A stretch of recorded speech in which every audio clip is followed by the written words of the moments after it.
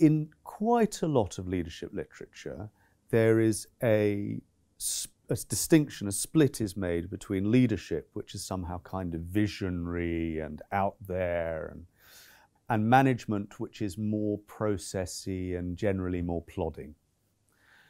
Now, I don't think that distinction really works in the humanitarian sector for a variety of reasons. Firstly, the definition that we came up with for what leadership meant for us in humanitarian operations does include an element of implementation. And that was something which everybody that we went out back and tried to validate it with agreed with. No, that's part of leadership.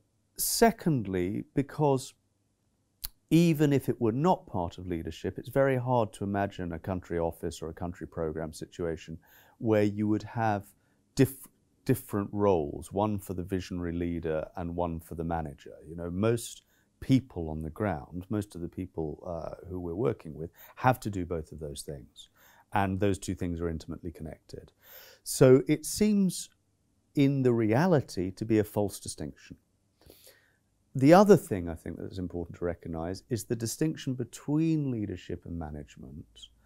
It's not something that was brought down from Mount Sinai carved in tablets of stone. It's a fairly recent distinction that's been made by certain leadership professionals and leadership scholars who want there to be a distinction because they want to show that leadership is something different from and more heroic than day-to-day running the business. So for those reasons, I think both theoretically there are reasons to question the distinction between leadership and management. Was there ever really a distinction?